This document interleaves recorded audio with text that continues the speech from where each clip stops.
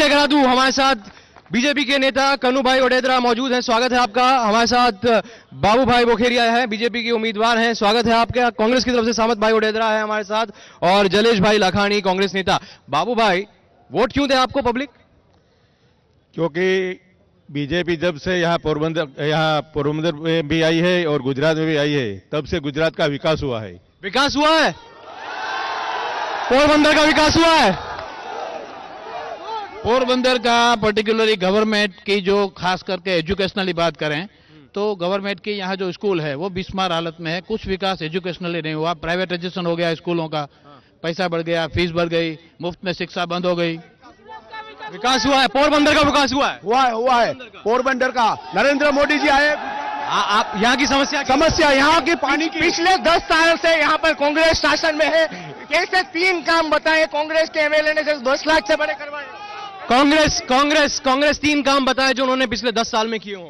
नहीं, मैं तो ये बताता हूँ कि मोदी जी अपने आप को नंबर 1 बोलते हैं, लेकिन मैं ये कहना चाहता हूँ कि गुजरात में 61 से गुजरात की सरकार आई तो जो एसडीपी घरेलू उत्पादन का जो दर है वो सबसे ज्यादा दर गुजरात में चिमनभाई पटेल की सरकार थी उस वक्त का 16.73। जामनगर में विकास करवाया आपने? जामनगर में, ये पोरबंदर में विकास करवाया आपने? नहीं, सारे पोरबंदर में भी विकास हमारे के समय में हुआ था। मैं आपको इनके समय में विकास हुआ था? महिलाओं के पास साल में नहीं हुआ, कहीं नहीं हुआ विकास, नहीं बिल्कुल नहीं हुआ। नरेंद्र क्या नहीं हुआ विकास? क्या पोरबंदर में क्या नहीं हुआ? पोरबंदर में कुछ नहीं किया कांग्रेस वालों ने।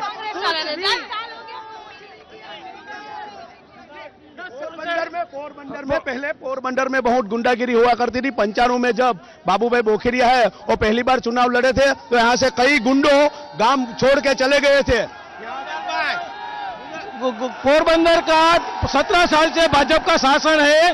पोरबंदर में एक भी उद्योग नहीं आया है। यह सब शासन कांग्रेस के शासन में हुआ था। उद्योग नहीं आया है? उद्योग नहीं आया है आपके शासन में? नहीं, उद्योग नहीं आने का कारण ये है कि जो पहले ही यहाँ गुंडागर्दी थी वो गुंडागर्दी को निकाला 2002 में बाबू भाई नरेंद्र मोदी मुख्यमंत्री के आए, उसी समय से अर्जुन भाई आ रहे हैं और अर्जुन भाई जो चला रहे हैं अभी जो लोगों को बता रहे हैं कि ये होगा वो होगा, सब गलत है, गोबेल प्रचार है। उसकी वजह से कोई विश्वास नहीं। उद्योग क्यों नहीं लगे? नहीं, पोरबंदर में राज्य सरकार आपकी है? नहीं, राज्य सरकार हमारी है, लेकिन जो अर्जुन भाई जीतते हैं इसकी वजह से जो लोग हैं वो अर्जुन भाई पे विश्वास नहीं करते। विकास तो यहाँ पर राज्य सरकार भी तो कुछ ध्यान दे सकती है ना। अगर अर्जुन भाई यहाँ से विधायक हैं, लेकिन विकास तो राज्य सरकार के जिम्मे भी तो कुछ है। नहीं, वो सुबह होती है तो अर्जुन भाई पहले नरेंद्र भाई मोदी के विरुद्ध बोलते हैं, बाद में उद्योगपतियों के विरुद्ध बोलते हैं। और यहाँ ये जो सौराष्ट्र जो केमिकल्स है उसने जो निर्मा ने टेक ओवर किया तो उसके सामने भी उसने जुम्बेश उठाई थी। इसलिए अर्जुन भाई के डर से यहाँ कोई उद्योग नहीं आ रहे हैं। अर्जुन भाई के डर से कोई नहीं आ रहा। अर्जुन भाई के डर से जो है उद्योग नहीं लग रहे यहाँ पे।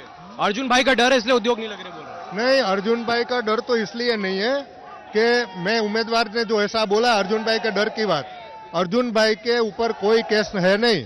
बाबू भाई जो सामने का उम्मीदवार है उसके ऊपर तो कई गुनाह है। बाबू भाई आपके ऊपर कई केस हैं, आपके ऊपर कई केस है, आरोप लगा रहे हैं। मेरे ऊपर एक ही केस है, वो भी गलत केस है। वो मैं 2007 का इलेक्शन नहीं लड़ सकूं इसलिए वो अर्जुन भाई ने करवाया था। जो फरियादी है उसने कोर्ट में बोल भी दिया है कि ये केस मैंने गलत किया है और मुझे धमका कर ये करवाया था। लेकिन केस है आपके ऊपर? एक है लाइमस्टोन का, वो भी धमका कर करवाया था। और हाँ, खनन का मामला 450 करोड़ का। नहीं, वो भी मैं अभी बता सकता हूँ कि मेरे नाम पर आज एक भी लीज नहीं है। अर्जुन भाई के डर से उद्योग नहीं आ रहे यहाँ पे? नहीं, ऐसी बात नहीं है। गुजरात में उद्योग का है, लेकिन उसमें निरमा को दिया, उसको रिलायंस को आगे किया। किसने किया? अर्जुन भाई ने किया। सब जी यहाँ काम किया अर्जुन भाई। चलिए अगला सवाल।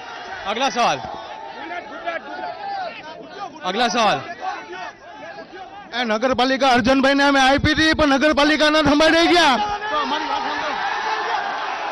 अर्जुन भाई अगर सही है तो क्यों नहीं आई है? अर्जुन भाई ने 3000 युवाओं को रोजगार का वादा किया था पिछले चुनाव में, अभी तक 30 युवाओं को रोजगार नहीं दिया। चलिए रोजगार का वादा किया था अर्जुन भाई ने युवाओं के लिए, युवा बोल रहे को रोजगार नहीं मिला। युवाओं को रोजगार की बात है तो मैं ये बताता हूं कि गुजरात की सरकार ने पिछले 15 साल से गुजरात में कोई नई भर्ती की नहीं है। जो भर्ती की है वो एडहॉक की है। हमने तो हमारे मैनिफेस्टो में अर्जुन भाई ने वचन दिया है कि गुजरात में अगर कांग्रेस की सरकार आएगी तो जो सरकारी नौकरियां खाली है वो सब हम भर देंगे। चलिए अगला सवाल लेते हैं। मछुआरों की समस्या आपके पास आ चुका हूं, आपके पास आया था मैं ये सवाल करना चाहता हूँ कि पार्टी चाहे कोई भी हो, पाकिस्तान बार बार भारत के मछुआरों को पकड़ता रहा है, पर अभी तक पोरबंदर के मछुआर जेल में पड़े हैं, पर अभी तक इसका कोई निवारण नहीं आया, चाहे भाजपा की सरकार हो या कांग्रेस की। 650 बोट पाकिस्तान में पड़ी, आज तक नहीं छोड़ी। गुजरात में और केंद्र सरकार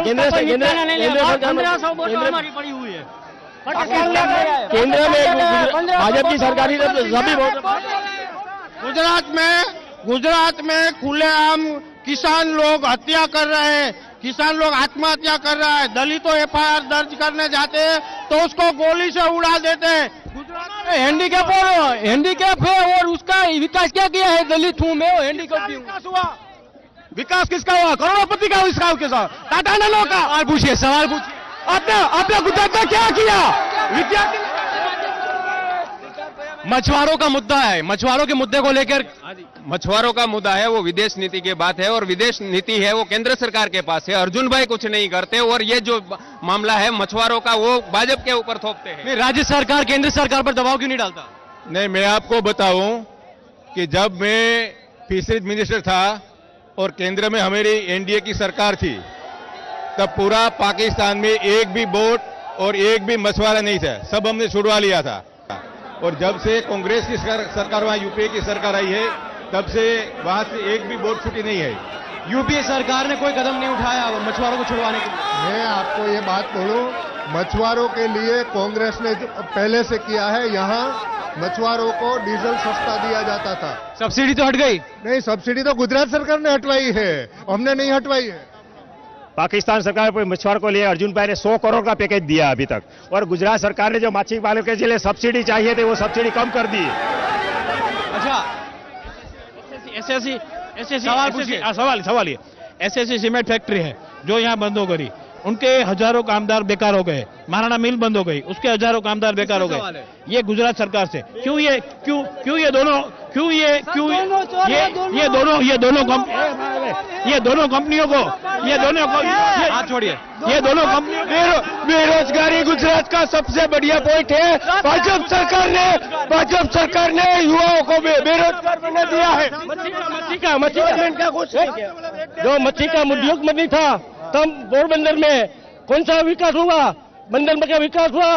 खंजिन का विकास हुआ। हमारे सब्सिडी सब बंद कर दी है हमने। पोरबंदर में लॉ एंड ऑर्डर की सिचुएशन है, Mahatma Gandhi law and order की सिचुएशन खराब है। लॉ एंड ऑर्डर की समस्या है पोरबंदर में। लॉ एंड ऑर्डर कौन चलाता है? गुजरात सरकार चलाती है। 13 और 17 दिसंबर को वोट जरूर दें, एबीपी न्यूज की अपील है। गुजरात में चुनाव होने हैं, वोट डाले जाएंगे 13 और 17 दिसंबर को। तो गुजरात की जनता से हमारी अपील है कि आप अपने वोट के अधिकार का जरूर इस्तेमाल करें।